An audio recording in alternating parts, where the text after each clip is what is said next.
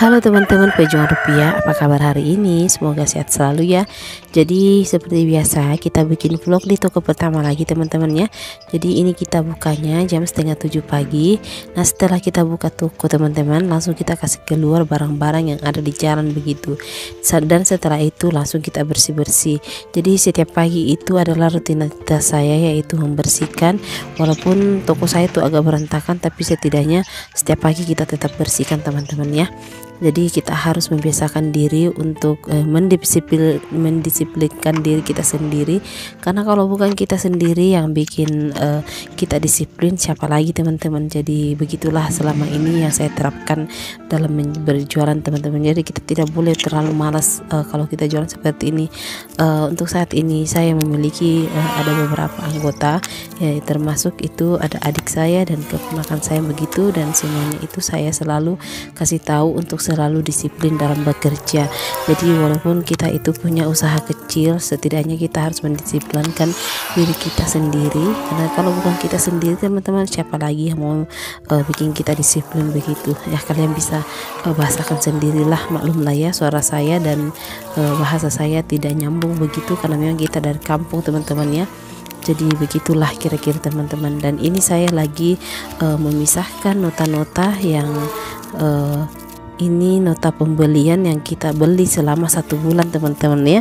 Jadi semua barang-barang yang selama 1 bulan itu kita beli, semua notanya ada di sini. Walaupun tidak semua teman-temannya, ada sebagian nota-nota ini yang tidak masuk, karena biasalah karena kita ada suami yang jualan juga. Kalau suami itu terima barang kadang notanya nggak tahu kemana begitu.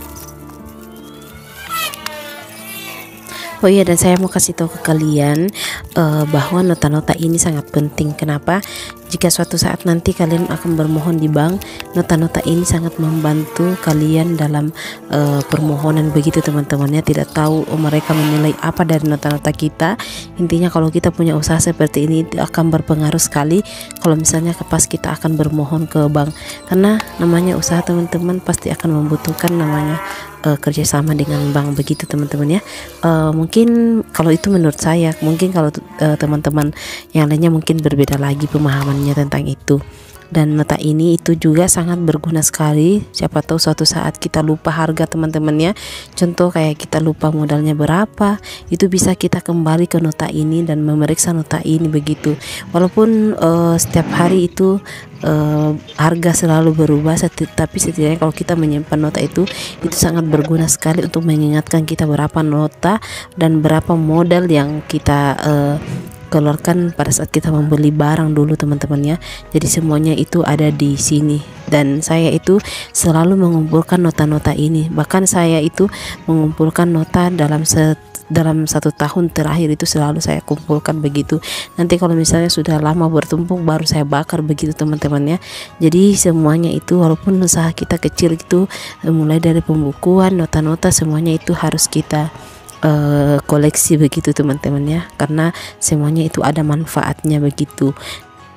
Dan ini anak saya sudah berangkat ke sekolah, diantar oleh bapaknya teman-teman ya.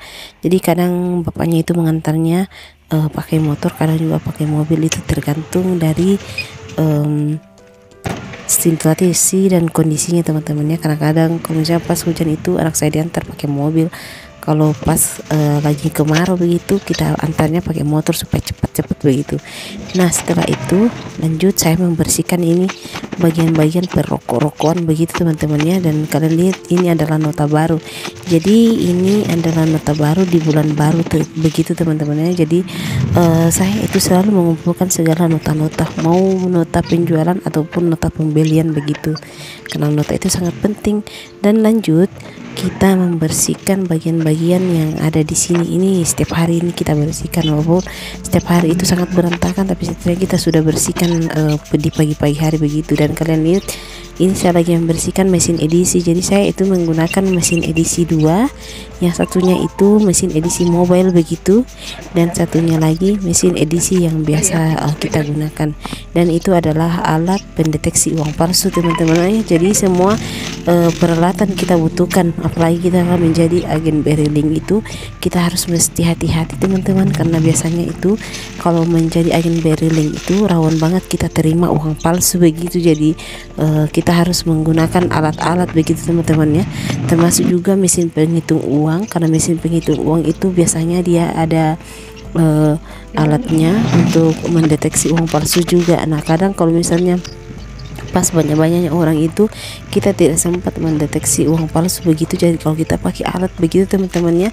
itu akan terasa lebih mudah. Dan lanjut, ini semua rokok saya susun-susun begitu, dan ini hampir setiap saat kita selalu menyusun rokok teman-temannya, karena alhamdulillah barang yang paling laku itu adalah salah satunya adalah rokok, dan otomatis rokok ini sangat banyak untungnya menurut saya, karena sebenarnya sedikit untungnya itu rokok teman-teman ya, tapi karena seringnya laku jadi itu sama saja teman-teman ya, banyak yang laku jadi tetap saja banyak untungnya begitu, karena banyaknya orang yang datang beli rokok. Dan menurut saya yang paling laku itu adalah rokok, karena tidak ada lagi yang lain yang paling laku selain rokok dengan snack begitu teman-teman ya.